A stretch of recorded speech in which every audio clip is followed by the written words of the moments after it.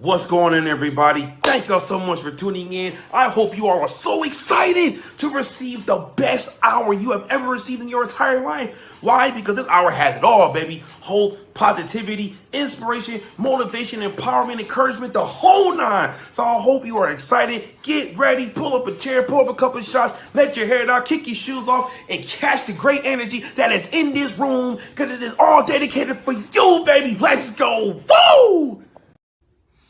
Hello, how y'all doing? Hi, Joseph. I hear that you have a show, Not Famous, and wish you good luck with your show, and I thank you what you're doing for your audience and your people that you're trying to make impression on their life. So good luck with your show, and thank you for all you do.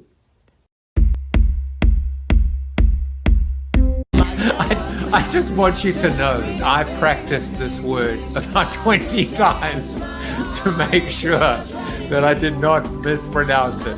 I have a question. Has anyone ever said with all due respect and then not followed up with a zinger? His side of the bed. If I come in and I'm on the other side, he will move it. Yeah, that's it. Which side do you like? With all due respect, you make a good point. Cheery Oreos! Toasted Oreos! Mute. He's muted. I love what he's saying. He doesn't need sounds. You're so small, squishing your head, Joseph. You can. Do it with me, Joe. With all due respect, you really do look handsome, Bruce. Cheery Oreos! Toasted Oreos! Look at you. You are insane. How did I do that? You're How did I do insane. that? You just made the intro reel. Yes, you did. Well, hello, everybody. Welcome to Joseph Jaffe's Not Famous. It is Monday, September 13th. Why did I even need to check the date? You will see why in a moment. There is a lot of fakery going on right now. Magic, smoke, and mirrors. You may notice, for example, that there is no music, no backing music, and that is because my roadcaster has been taken ill. And hopefully will be returned to me in time for tomorrow's episode or next week. It's all good, but I'm still keeping the microphone facade for you. The other thing, of course, is we are pre-recording today. However, and that's a big however, you still can take advantage of earning a JAFFE coin, and all you have to do is shine your mobile phone against that beautiful QR code. The lowly QR code reigns supreme. That QR code will give you one JAFFE coin, and it is only live between 9 p.m. and 10 p.m. Eastern time on Monday, September 13th. That code will be back soon enough. But today is it's Positive Thinking Day. Happy Positive Thinking Day to you. Are you positive today? Glenn, are you positive today? It is great to know that you can hear me, my friend. And tonight, though, even though you're watching a little bit earlier, tonight you can earn that JAFFE coin. You've sent me enough. I feel like I should send you some JAFFE coin. But Glenn, are you feeling positive today on September 13th? I am celebrating on September 13th. Why? Because it is my son Aaron's birthday. That's why I said, why did I even need to check? I did not need to check the date. Maybe that was just my own insecurity. But Aaron, he may not look it, but he is 18 today. 18 today, Aaron, happy birthday. You are legal right now to consume an adult beverage in every country but the United States of America. So please remember that as well. And no way, hold on. My producers are just telling me that it is David Spinks' son's birthday today as well. I don't normally do this, but a little cameo, David. Little cameo before I even bring you on. Happy birthday for your son. Thank you. He's 1 year old today. Wow, he's one. So that one is 18 and one is 1. That's right. I would drink yet. No, he can drink milk though. Yeah. What's your son's name? Luca. Luca, happy birthday like the movie. to you. Yeah, happy birthday to you. David, you can go back to drinking your adult beverage. I saw you behind the scenes. I'm just kidding. We'll see you soon. No, yeah, it looks like water, but maybe it was vodka. We never know. But wow, that's great. September 13th. All the great men, young leaders of tomorrow, the next generation of men are born on September 13th. How about that? So happy birthday, Aaron, Toby, Jaffe, also known, of course, I call you my little boykie. You will always be my boykie. So let's get on with the show. Today, Mr. David Spinks, you've already seen him. And tomorrow, Francine Hardaway, Dr. Francine Hardaway, will grace the streaming waves, not the airwaves, but the stream waves at 9 o'clock Eastern time. Today, as you've seen him in the flesh, we will discuss community, my favorite subject in the whole world, with the VP of community would have to be at Bevy and the co-founder of CMX, Mr. David Spinks. And then afterwards, IPC, a creator, an advanced fantastical painter, an illustrator and animator known as I Paint Creatures. Just a fantastic talent. Cannot wait for him to come onto the show. Well, let's get into our seated soliloquy, and surprise, surprise, it's all going to be about what else? Community. In Life After the 30-Second Spot, I presented 10 bold approaches to traditional advertising. One of them was communal marketing, which I defined as marketing to and through communities. Now, fun fact, the term social media did not exist yet, and nor did Facebook. I wrote Life After the 30-Second Spot in 2004, and 3 years later, my second book, Join the Conversation, was published with a subhead, How to Engage Marketing-Weary Consumers with the Power of Community, Dialogue, and Partnership. There's that word again. This time, the term social media did exist, but I pushed back because I believe marketing is bigger than media. Furthermore, social and media are like water and oil, respectively. Without water, we wither and die, whereas the oil in question represents snake oil, as in follow me, like me, subscribe to my mastermind, slide into my DMs and such. Oil and water do not mix, and yet we felt the urge and the need to create a compound phrase that was built on tension and an impossible outcome. So I think it's safe to say that I am long on community, big time. But I didn't stop there. In Flip the Funnel, I continued the thread through the A of ADEA, where A represents activation in the flipped funnel, and alluded to a network effect from a connected base. In Zero, community found a home across zealots and retention, but it is the O of Zero where I think community shines, for it is the ultimate owned asset. To be fair, that last statement could be debated, and perhaps my guest tonight and I will do just that. And then there's Built to Suck, my fifth book, where I basically gave up on the corporation who, quote, took the goose that laid the golden egg, slaughtered it, and cooked it on the barbecue, end quote. Community is the consummate golden egg that can produce the grand prize that every marketer covets: recurring revenue, loyalty, annuities, love, residual, whatever you want to call it. Community remains a red thread of sorts that sorts the wheat from the chaff. It is probably the key litmus test or rubric that separates winners from losers, pass from fail, success from suck less. Community can be built. It must be earned. It is not something that can just be bought and sold like a stock. It is not a commodity. I leave you with this thought. It is less the community you keep and more the community that keeps you. And I'd like to believe that I'm building a community of sorts, not just through the show, but also through even just the guests, 276 guests that have come before David Spinks tonight and will continue. So as a reminder, if you would like to earn yourself a JAFFE coin, all you have to do right now is follow these instructions. They're actually quite intuitive. And to be honest, all you have to do really is just use your iPhone, use your smartphone. Doesn't have to be an iPhone. And this QR code is only live between 9 and 10 tonight. Tomorrow there'll be another one, and you can continue to earn JAFFE coin as a way to reward my community for tuning in live. This has got to be one of the benefits I feel of the streaming era, the creator economy, but maybe I should call it the creator community. Well, let's hear what David Spinks has to say.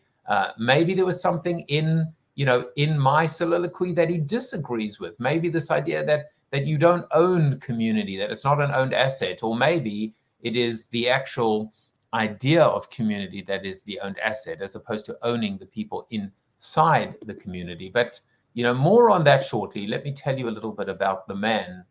David Spinks launched his first online community at 14 years old for his favorite video game, Tony Hawk's Pro Skater 4. Today he's become a prominent leader in the community-driven business movement and recently published his new book, The Business of Belonging. Spinks has trained and advised community teams at companies like Google, Facebook, Udemy, Impossible Foods, Waze, and Airbnb, and has made it his life's purpose to help others learn how to build thriving, meaningful communities. He's the co-founder of CMX, where over 20,000 community professionals gather to learn and support each other, and is the host of CMX Summit, the largest conference in the community industry. In 2019, CMX was acquired by Bevy, where Spinks now serves as the VP of Community, helping companies launch and scale event-driven community programs. Let's welcome him on the show. Mr. David Spinks, welcome back to Joseph Jaffe Is Not Famous. Thank you. Happy to be here. Honored. No, the honor is all mine, because I really am, community is the thing, even when I, came up with my new 6C model instead of 4 Ps. I mean, community was one of them. But as you remember and recall, in the beginning of the internets, the 3 Cs was content, commerce, and community. How are we doing in general? Have we lived up to it? Have we finally delivered? Have we hit that community home run, or are we a hopeless work in progress? I think we're always going to be a hopeless work in progress, but we may reach points of some success. I think it's a really interesting time for those of us who have been talking about community and working in this space for a very long time.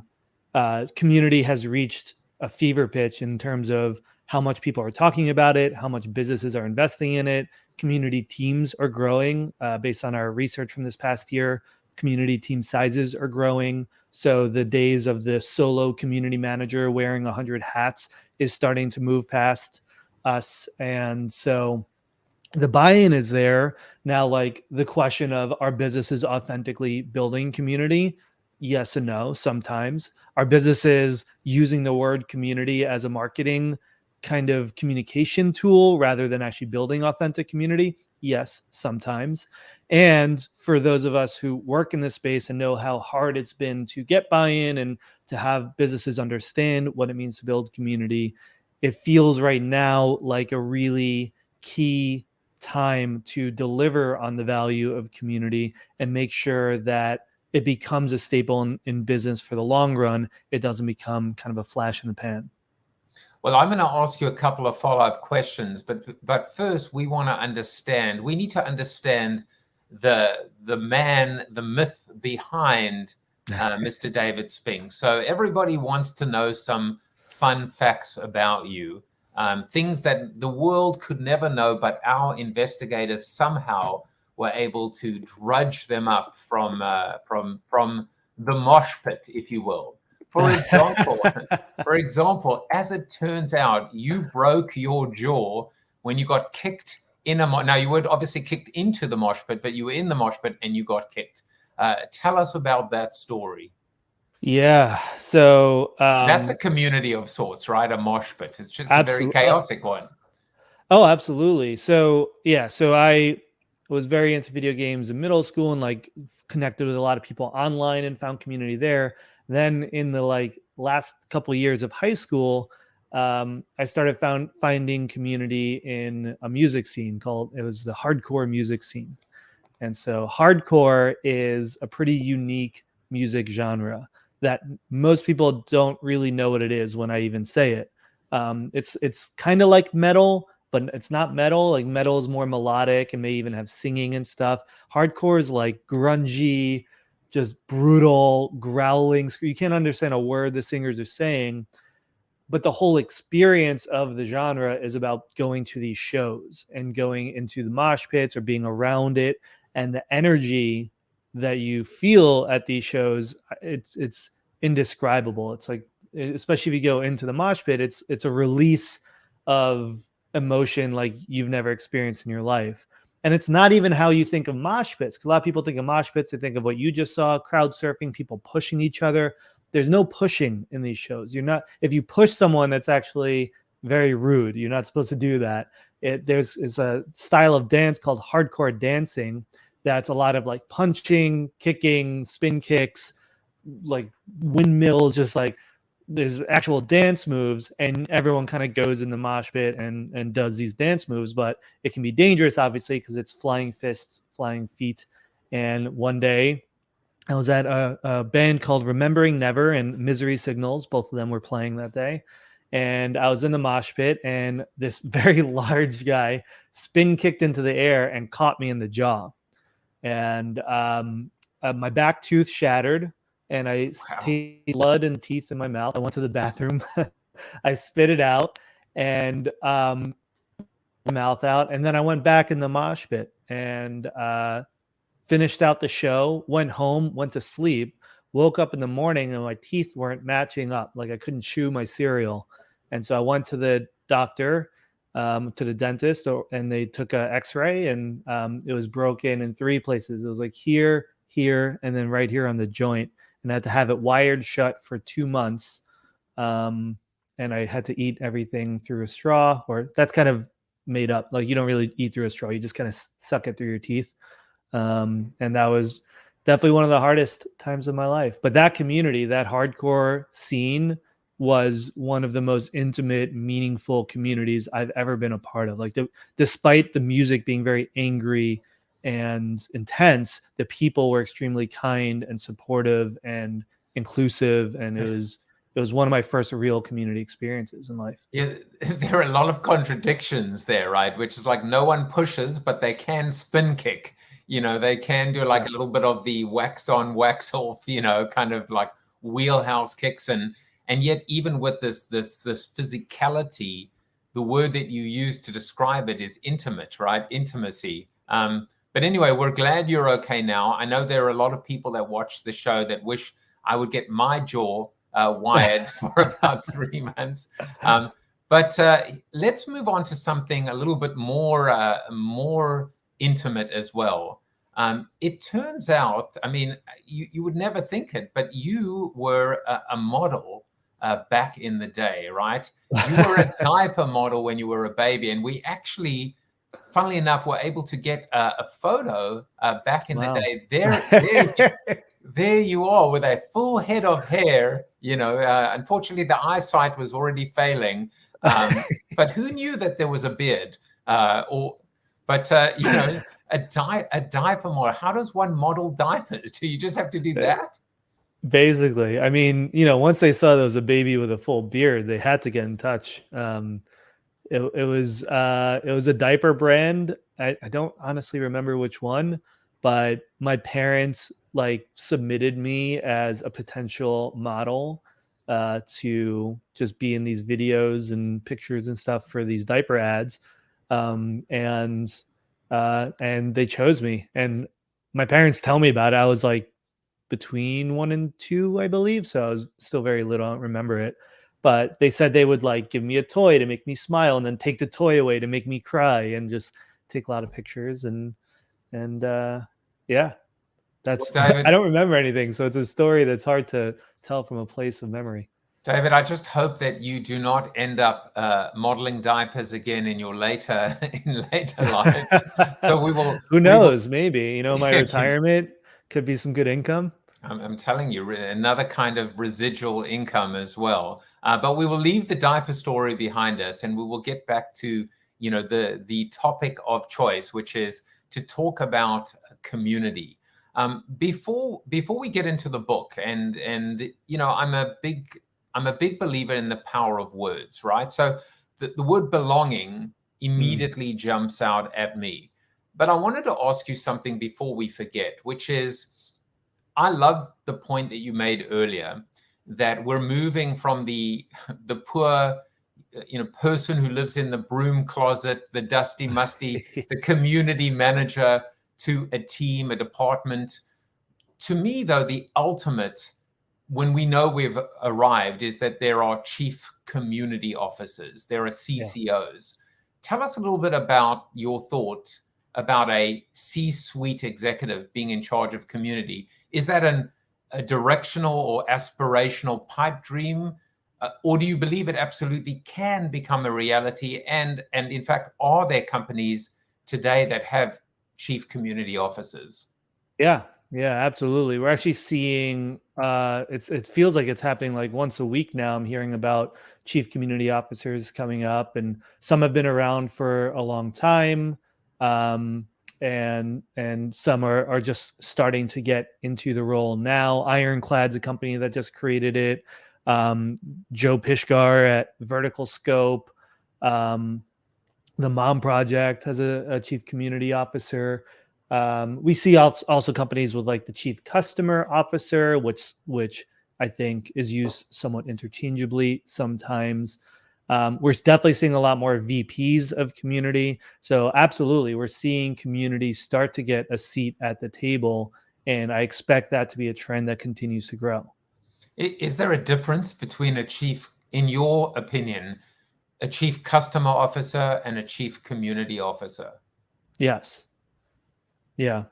The thing with community is that it's much more similar to me to something like operations or even design, in that everyone in the company needs it. Everyone in the company is using it, and it serves as a center of excellence that is creating standards across the organization and plugging into these different teams. So the challenge, if you only have a chief customer officer and use that for community, is that now community is going to be siloed in the customer department, and you miss out on the opportunity for community to drive marketing, for it to drive product, for it to drive other parts of the business. So to me, community generally should roll up into the CEO or COO until there is a chief community officer. And at that point, it should be its own distinct department. And of course, the irony is so many businesses today don't even have a chief customer officer. I always play around with it. In every one of my books, I've probably come up with another suggestion, enjoying the conversation, a chief conversation officer. But certainly companies that can organize themselves around these key concepts, right, at the highest level, are ones that I think win, especially, at a time where I would refer to us as living in a post-marketing era right now. I mean, unless community has a seat at the table, it's going to be hard to truly invest in it, because you're not having decision makers, people design operating community into everything you do.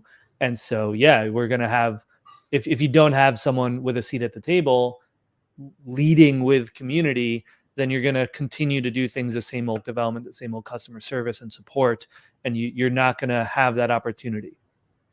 Well, this episode is brought to you by, as you can see, the logo at the top, by Mr. David Spinks. Please go out and buy the book. The good books are sold, and this is a good book. David, just to create the tapestry as well, let's change your background Nice. as well. So we are right now shrouded. We are bathing in the business of belonging. Bathing and belonging. Bathing, and there you go.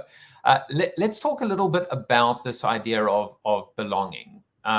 why the business of belonging? What does this word mean in context and in reference to community? Yeah, I mean, the reason I was excited about the title in the first place is because it has a real tension in it.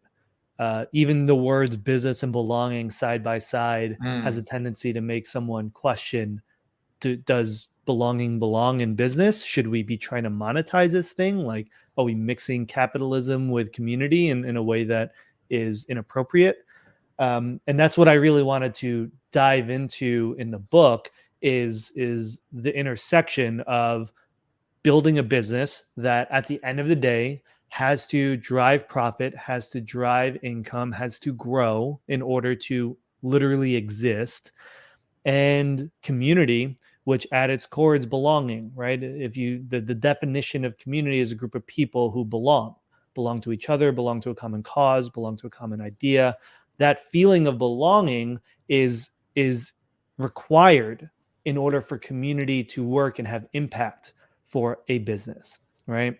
Because it's that feeling of belonging that makes someone feel like they want to contribute.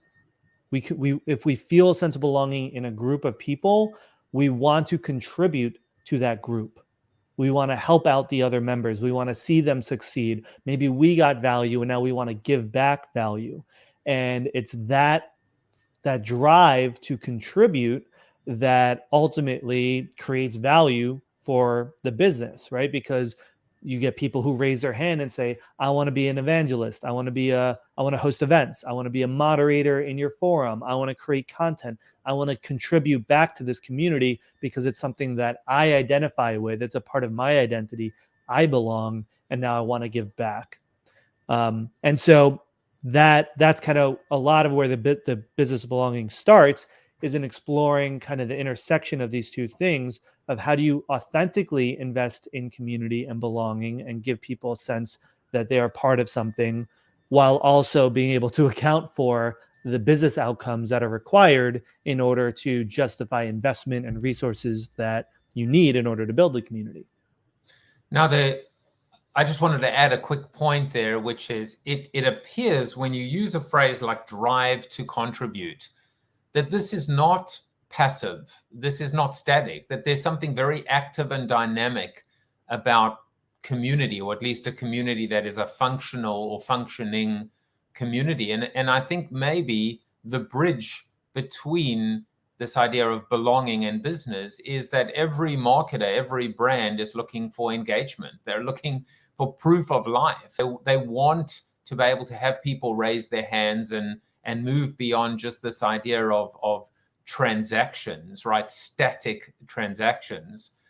So it seems to me that what belonging does is it's almost an indicator that there is life, that there is someone who is engaged. Absolutely. Yeah. It shows that there's momentum around what you're building, something that people want to be a part of. And drive is an interesting word as well, because people might think like, okay, I can drive people to contribute. My belief is you can't make anyone do anything that they don't want to do, right? So the mistake a lot of businesses still make is they want to build community and they immediately start asking for ambassadors, asking people to host events. Like they launch their community, immediately make asks of people to contribute, when in reality, community is all about giving value. Think about it's a social contract. So think about like your relationship with a friend. You don't make friends by going up to someone and asking them for something. You make friends by showing up for them when they need you without asking for anything in return, giving with no expectation, right? If you were to ask me to help you move rather, I would do it, right? Because you're a friend and I want to help you. I'm doing it because we have like a social contract. But if you said, hey, can you help me move? I'll give you $100. I immediately start thinking about it in more of a transactional contract, right? And it replaces that social value. And community at its core is that social value. It's people feeling a sense of obligation to each other, responsibility for each other.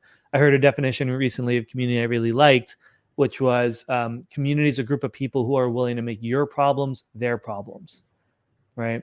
So if you immediately start by saying, hey, solve our problems, you're not building community. But if you immediately start by saying, what are your problems? We're going to go out of our way to help you solve them and connect you with other people who can help you solve them. And you do that for a while and you build up a foundation of community and respect and relationships. Then when you start making asks, then they'll be motivated to want to contribute because they've gotten so much out of the community already. Well, you can make your problems my problems anytime, David. I'm going to give you two different definitions as well. One is and people that are regulars on the show have heard me mention this, and I don't care. I'll never tire. It is not only my favorite community quote, but it is one of my favorite quotes of all time, which is, community is defined as a group of strangers who care about each other a little bit more than they should. And then I selected this for you because I always find one quote for my guests. This was your quote today. There is no powerful change greater than a community discovering what it cares about. This was Margaret Wheatley. I love this one as well. What does this quote mean to you? It's a good one. I love it. I mean, I think it aligns with a philosophy I have that at its core, community is about change. We create communities, we join communities in order to change something. It could be changing something in our lives. Maybe we're trying to get fit, and so we join a fitness community, or we're trying to learn something, so we join a community of interest. It could be trying to change something in the world, solve global warming. Well, let's organize and get people to start talking about this and feel commitment to each other. Let's change systemic racism. Let's change how people share information in the world, right? All of it is about something that we're trying to change in ourselves, in our groups, in the world. And that's what community drives. And so when a group of people all feel aligned on what it is they're trying to change, that's not only is it a beautiful thing when a community figures that out, but that's also fundamentally what creates communities, a group of people agreeing on something that they want to change in the world. I really think today's conversation is almost like a primer of sorts to recognize that community is so much more than just this one-dimensional definition or facade. Because here we are talking about discovery. We're talking about evolution, about things changing and evolving. We're talking about actually changing, changing behavior, changing the world. Leslie Laredo is here, and she says, community drives change, great perspective. And Tom Morris says, got here late, but been enjoying the show. Community is often the source of our highest good. So I want to do something as well, which is move to your famous tweets. Before I do that, Tom says, back to Aristotle's politics, people in partnership for a shared purpose. Thank you, Tom. That's another of Tom. These things never grow old, nor do your tweets, by the way. So I found a couple of tweets, and I think there are tenets, right, of what is community, what makes a community.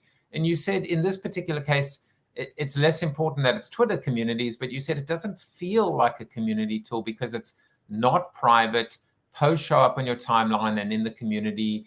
Only members can post to the community. And I was thinking, like, what are some of these fundamental or universal tenets when it comes to being able to create an online community in this day and age now where we're talking metaverses? What are some of these unique principles that can transcend technology, a platform that, will be around, from the days of Aristotle to the days of the next philosopher? I mean, I think it fundamentally just needs to focus on connecting people to each other and creating interactions between people. And so, yeah, that tweet's about Twitter's new communities tool. And just looking at some of the feature sets of it, it seems a lot more like, let's curate a group of people who are talking about this topic and let other people follow it, rather than how do we create a space that makes a group of people feel seen and feel like this is a space designed for them to interact with each other, right? Communities are spaces that are designed for a specific group of people. It's designed to make a group of people feel like the default in a way that maybe they don't feel like a default elsewhere. And so it's possible that Twitter communities can become a community tool. I think it would require a pretty fundamental shift in how people use Twitter. Because actually, if you look at this feature set, it's not that different from Reddit. But the way most people use Reddit is they go directly into a subreddit and they participate there, right? Like I play fantasy football. So I go right into the fantasy football subreddit, and that's my experience, right? It feels like a enclosed experience in a way. Even if the content can still be seen on the main feed, the way most people are experiencing that content is in the community. As opposed to Twitter, where people primarily go to their main feed, right? They start there, and that's where they're going to be seeing a lot of this content that's being posted in communities. So the fundamental shift that will require is people will need to go community first in Twitter rather than main timeline, main feed first. And if that happens, then I think it could start to feel like a community. It strikes me that Reddit is the hardcore mosh pit that once was responsible for breaking your jaw. It kind of is, yeah. Whereas kind of, in a way, Twitter, in this analogy, I don't know, is like going to, a library for a book reading, which is, it's very sterile and very quiet. Yeah, well, I mean, it's just like how people use it as well. Like people join Reddit to engage in these niche communities and get weird with each other, whereas Twitter, because it's a broadcast model where everyone is sharing one extremely large space. I don't know about you, but I feel like especially in more recent months or in the last year or two, it's turned even more into like broadcast kind of mentality of writing tweets for generating a whole lot of responses and likes rather than genuinely just trying to connect with people on a smaller scale. And you said it, you said it best earlier, which is you said creating a space, ironically, Twitter Spaces, right? Creating a space where people can feel seen. But if I had to add something to that, it would be not just being able to feel seen, but also to feel heard, right? Feel seen and feel heard, actually know that that everyone matters and everyone counts. Totally. In our time left over, there's so many things that I will do, like almost like a little bit of a lightning round. But one of the things that you highlighted from, I guess it's A16Z, but this idea of instead of a go-to-market strategy, there's this idea of a go-to-community strategy. And I think maybe just a few, like, as I said, lightning round, Sure. because I think words are important. What is a go-to-community strategy? Yeah. So the fundamental difference here is that a market, when you think of a market, you think of this like large network of loosely connected or not at all connected people who would consume a product. A community is a group of people who are tightly connected and already have an established network of relationships. And what we're seeing, this big shift in the world of business, is that new products are being launched and new businesses are being built that start in a community or start focused on a community. So rather than thinking about it as like this big, broad market of, let's say, I'm building a B2B product for all sales professionals, I might go right into the sales hacker community, a very specific community, and work with those members to solve problems for them and essentially go to community instead of go to market, build a product for a specific community that could ultimately become a really large market. Right. Now, this ladders up to this idea of community-driven marketing as well. So instead of customer-centric, we're talking about community-centric, but also community-driven marketing. Fundamentally, what is the biggest difference between community-driven marketing and marketing? Community-driven marketing is all about leading with community. So it takes, I would say there's two things. One is you are building community as a means to achieve marketing goals. So traditional marketing, you think of things like content creation, SEO, ads, a bunch of different kind of things that you do to market your product. community-driven marketing can be as simple as like you're building a community for the people that you want to ultimately buy your product in a way that builds trust and builds authority and builds relationships. Like Culture Amp's a really great example. It's HR software, and they launched a People Geeks community, which is for anyone who works in these people ops roles to be able to just learn and connect from each other. And through that community, they learn about their product and have that and build that trust. That's like the base level, but where it really gets exciting and really turns on the community magic is community-driven marketing. Community-led marketing is where you're actually empowering members of your community to become advocates, to take on leadership roles, to host events, to create content. So community is all about distributing control, distributing ownership to people, and giving them the ability to create. And that's where you reach these like really exponential kind of growth programs like Duolingo, who empowered their community members to self-organize events, and we're running 2,600 events a month by empowering their community to do it rather than just doing it all themselves like they would have in a more traditional marketing approach. I think that's right at the end there. What a pearl, right? This idea of distributed control. We could also talk about decentralized control, which also gets into this whole DAO world, right? These decentralized autonomous organizations. It helps us start to think about and understand what that roadmap looks like between the command and control world of old and maybe where the world is heading. Where the world is heading is bevy.com. How about that? That almost sounds like a live read, and it isn't, because Bevy does not sponsor this show yet. No, I'm kidding. But it really does get into, where the future is and what we're building towards. Now, this is the company that bought yours, right? You are the chief community officer. VP of community. No, but I've just promoted you. Thank you. I'll let the CEO know. You better. Bevy is described as the world's first community event engine.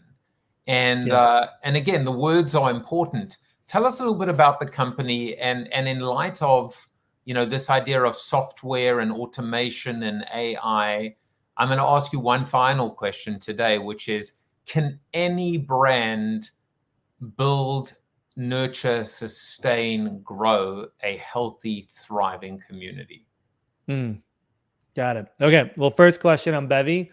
Bevy started as a community, just like CMX, just like a lot of communities. It started as Startup Grind, which is maybe the largest startup community in the world, over 600 chapters all over the world.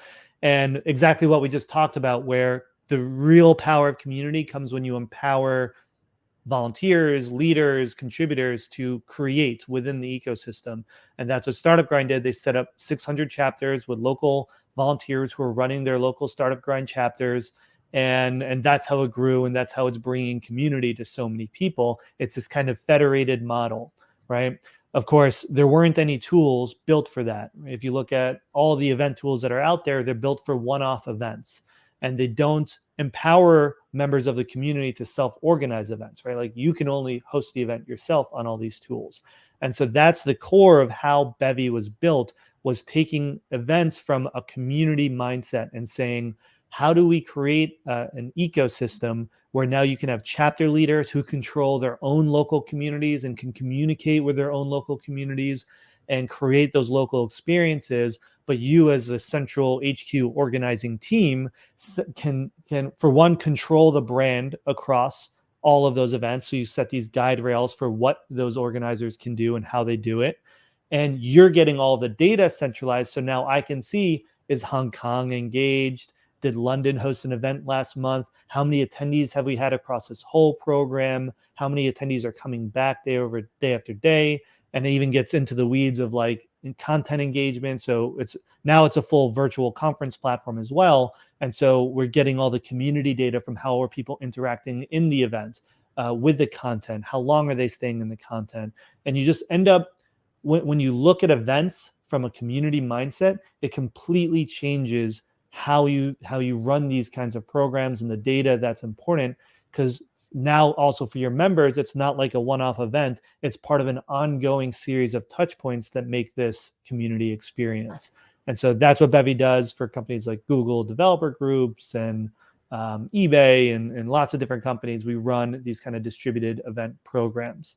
And on your last question, can any company build community, authentic community? Yes, absolutely. Every company is made up of people building something for other people. And it doesn't matter what your product is, because it doesn't have to be about your product. It could be around your mission. It could be around your values. It could be around your larger purpose. It could be around anything that's important to the people who you are trying to engage and reach, whether that's partners, employees, customers, advocates. There's always an opportunity to bring community into business. Even talk show hosts. This has been guest number 277, the best guest of all time, because every latest show is always the best guest I've ever had. The very famous David Spinks, who is the now newly promoted Chief Community Officer at Bevy, the co-founder of CMX. When he's not repairing jaws, he is building dynamic communities. You can follow his tweets where he is most active. On Twitter, you can connect with him on LinkedIn. Please go and consider buying the business of belonging. Check out Bevy, the world's first community event engine, at bevy.com. And finally, subscribe to David's podcast, Masters of Community. Mr. David Spinks, thank you for swinging by. And I hope to continue this community relationship with you in the future. I'm very honored. I've been following you and your work and your shows since the very early days of my career when I first got into social media and community. So it's a great honor to be invited here. Well, come back anytime. All you got to do, you don't even need an excuse. You can come back anytime. Thank you, David. Appreciate it. Well, now, just before we get into our creator, you are going to hear from Mr. Gregarious Narain, who will produce his first. It's a Monday, so we talk about entrepreneurship. And Greg wants us to know a little bit and talk a little bit about failure. So let's get the ball rolling. What's my first bit of advice that I can offer to you as an entrepreneur or an aspiring entrepreneur? I guess the best and most important thing I can say is that you are going to fail. Statistically, it is likely that you are going to fail. 95 or 98% of businesses fail. Most businesses can't make it 5 years, but failure is not something to run away from. Failure in the long term is very different than failure in the short term. And remember this, every day we're going to be faced with challenges that present us an opportunity to either learn something new or to succeed in a way we didn't expect. Every time you enter an entrepreneurial venture, you're going to find a new way to fail. It's how we react to that failure that ultimately is going to set you apart and determine if you can succeed in the long term. So I hope you remember that the next time you run into something that just seems like it makes you want to pull your hair out.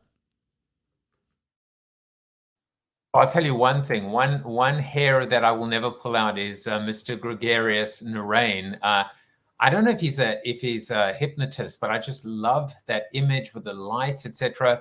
David is in the green room, and he said, "Thanks for having me. I had fun." And he also says, "Gregarious Narain fan club checking in as well." So I am a fan of his as well. Tom says, "I like this guy." Leslie says, "Great show. I've learned a lot." Glenn says, "Great show thus far." And Tom adds, "Thanks, David." Mr. Stephen Rubin is here as well. These are all the regulars on the show. And even though we're actually pre-recording the show today, regulars of the show and JAFFE coin holders get to attend these pre-recorded shows. And it's just one of the perks as well for being part of this, say the word with me, people, community. And now it is time for what you've all been waiting for, the amazing I Paint Creatures. And now it is time, my voice is cracking because that's how excited I am to invite our creator, IPC. IPC, what does IPC stand for? You're about to find out. IPC, I Paint Creatures, has been inspiring, entertaining, educating, and empowering folks of all ages worldwide for over 2 decades. IPC is an old school poetry slam champion and a published award-winning performance poet. a 2-time world head-to-head haiku champion. I love it. Head-to-head haiku champion who hosted the international competition for 10 years, known as I Paint Creatures on the Internet, aka IPC. He is an advanced, fantastical painter, illustrator, and animator who has worked with George Lucas. Maybe you've heard of him. Apple Computers, maybe you've heard of them. And many high-tech creative franchises. He specializes in concept creature design. These are almost like tongue twisters, but they roll off the tongue for entertainment industry and integrates it into his educational workshops. Let's welcome him to the show. IPC, welcome. Welcome. Let me tell you, dude, you're amazing.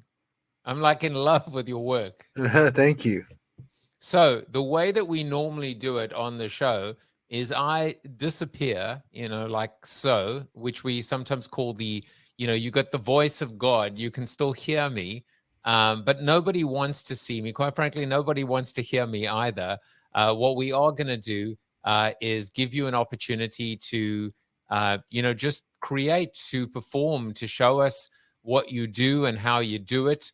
And then I'll come back and ask you a few questions. And I don't even, there's so much, right? There's your unbelievable work, but you're also a poet. So I'm going to give you the floor. Take it away, and I'll be back when you want me to come back, or in about 5 to 7 minutes.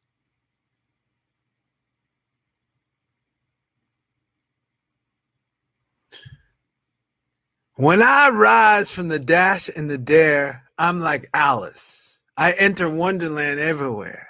I got a trap kid in my head snare. The many years I didn't hear this music and only thought of what's tragic, what got suppressed below the economic war, where I know there are melodies.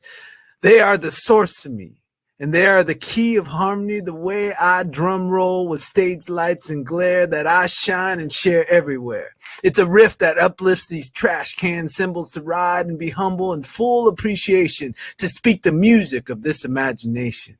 So let the trumpet sound off to being the big horn section boss with trombone lines. It's where I speak this verse and rhythmic percussions of my mind to get positive innotations, to let loose any of these calculations and set the rhythm to the bars, release myself like shooting stars, blades that are cut out of negative tones to bring harmony to my tin can bones, to shake, rattle and roll like Jesse Stone from the down home to Big Joe Turner and Elmore James, to the way we can Oren Carey sang out loud for that movie soundtrack fame. Continue to play the soul serenading game. The saxophone flutters from King Curtis to remind us this is all music. This is the original language, the poetry, soul and gold before the packaging sold. This splashes cymbal hits and that already chart busters. And I'm synced to bust the rhymes, devil dusters that dust my broom from the remains of this cocoon. It's where Bajork, where I'm just working and tracking these sweet soul stems to know you got a friend in the short people of Gary Newman. To the way we all have a journey through the 60s to the 90s to the purple ones of 1999. With the digits shifted and mixed in the shine to glow and movie like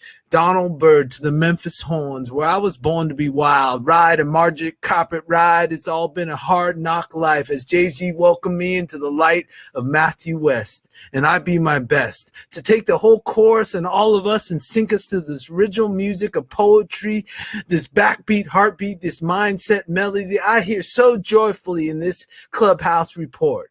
Where I hear, this is where I have Jerry Jaffe in the transport to the dark dungeons of the heaven and hell, to Dio, Ronnie James, Rage of Rainbow in the Dark, to musicians and poets that just want to have fun, to that Santa Monica Boulevard, to Chico, California, to the Crow doing the Sultan swing. I feel the music and everything from all along the Watchtower where there is no sleep till Brooklyn. But I live under these California stars where I be dreaming off afar to remember I'm an all-star, and I'm smashing my mouth. I'm making music from the north to the south, and I got a banjo on my knee. And I'm right here talking to all of you through this poetry, and it's a love supreme harmony. Woo! That was just awesome, man. That was great. I'm bringing the air horns. That was amazing. IPC, you don't just do poetry. You are an unbelievable artist. So I would love for you to show us what you got. Take us through your Instagram, what's in the background. Go for it. So I've been doing these art fairs. California, and this is showing of a lot of my new pieces. I paint fantastical creatures. Like you said in my intro, I've had the incredible opportunity to work with such luminaries as the incredible George Lucas, working face to face with him. He's the creator of Star Wars and Indiana Jones. I've also worked up in Redmond, Washington, in the futuristic team with Microsoft under Bill Gates, and I got the incredible opportunity to work with the late great Steve Jobs at Apple Computers, and now I'm an entrepreneur, a spoken word winning storyteller and poet. And my latest project is called The Funky Eye Puppets, where I'm basically working in the lineage of the incredible Jim Henson and bringing the new Funky Eye Puppets. So these are all my fantastical creatures, and every single one of these has a story behind it and a poem. And right now on Clubhouse, the new social media app, the audio app, I've brought together 40 voice actors, and we are practicing each week to bring forth the first audio theater cartoon troupe, which will eventually go to your silver screen, Netflix, Hulu, all the different big distributors of movies, and you'll get to be able to see all my creatures come to life. Amazing. Wow. It's unbelievable. I mean, I picked two of them right here, as you can see. I fell in love with the little blue guy. What's his name? That is Shroomy. So the first thing I thought of, when I saw these, and I'm sure like it's a connection that probably I don't imagine I'm the first person, is that unbelievable book Where the Wild Things Are. It is fantastical, but tell us more. Tell us about the genesis, the birth of these fantastical creatures. Well, since I want to know that. I want to know when it first appeared in your mind, in your heart. Well, what happened is my father got really ill when I was 10 years old with stomach cancer. And so I was basically still in Northern California, but the Bay Area, and basically had to spend a lot of time in waiting rooms. And it kind of removed me from my whole childhood of being influenced, by your peers with popular media and music and movies. And so I just started drawing on backs of forms, and I love to I would be the kid that would draw a dog, but I'd give him a unicorn, or I'd change the shape of his ears, and then it'd just be imaginative creature. And then what happened is a nurse noticed what I was doing, and basically gave me some watercolors and kind of told me about like these characters right on the screen. Dr. Seuss down here. Right, Dr. Seuss right here, and Jim Henson, and like you said, Where the Wild Things Are, Morris Sendak, and Shel Silverstein, and the father of manga, Shigeru Mizuki, and of course the famous Charles Schulz. And he told me all about that. And then what happened is my father passed, and the next year they found a huge tumor on my left arm. And so I went back in the hospital again, and I continued to paint and draw. And then that same nurse, basically, I got in contact with him again, and he's like, you need to paint these creatures for these other kids. And I didn't know at the time the kids were the terminally ill kids. And so that's why I paint creatures and not monsters. And I learned a lot about that working at Lucasfilm, right? Monsters are just creatures who got hurt, right? And then they didn't heal themselves, so they can hurt you. So a lot like humans. And so that's where I got into painting fantastical creatures. And then I continued to do it in my life. And then I just got the incredible opportunity to work in the entertainment industry. So currently right now, I'm working on a great story called Matsu. And it's basically like a Lord of the Rings, a Narnia, a Star Wars, a Harry Potter, it's all in that realm. But I've been in the industry my whole life. So this story is really unique. And so I've twisted a lot of the story plots and story arcs, so they're not just keep repeating what Hollywood's doing, you know, kind of that same mythology framework where they tell the same story and over. So that's what I'm currently working on, and that's kind of the evolution. And when you mention Where the Wild Things Are, this is my current art book, which I crowdsource funded this, and I had 500 copies, and I'm glad to say I'm down to like 70 copies. I sell it all myself, and you can get the email, which is Get IPC Symphony Book, and you can purchase this book from me, and I'll send it out, and I usually send it out with a whole sticker pack and everything. But this page I did one night just to I was just sketching in my sketchbook, and I noticed I drew and painted like all these, and I was like, whoa, they're all gone. And so then that's where I really locked in what I'm doing with my brand, I Paint Creatures, you know, and the acronym is IPC. And so I'm carrying on the creature storytelling tradition of such greats as Jim Henson and Dr. Seuss, Morris Sendak, Shel Silverstein, Shigeru Mizuki, Charles Schultz, Akira Kurosawa, and the incredible mythologist Joseph Campbell. Well, I've unfortunately, I have bad news for you, IPC. Go full screen again so I can see your face, because the bad news is that, oh, that's nice. The bad news is you said you had 70 copies. Unfortunately, you now only have 69 copies because I am going to be purchasing a copy. I don't think I've ever purchased a copy of any of my guests' books on the air while it's taking place. I am purchasing a book. Absolutely love the work that you do. I also really, really love that point that you made, which is, you know, monsters are just creatures who kind of got hurt and haven't healed themselves. We could probably apply that analogy very, very, very clearly to human beings as well.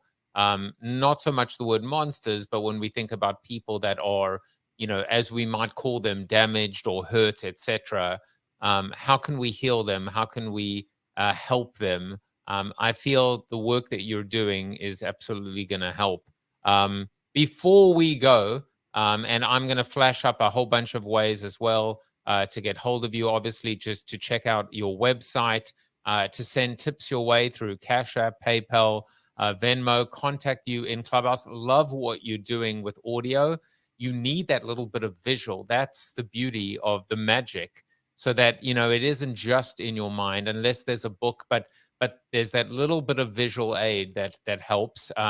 Instagram, amazing images and videos, and of course Twitter as well. IPC, before you go, tell us about the pieces in the back, because they're not creatures, but they're magnificent. The pieces in the back are a lot of giant work that I love to do.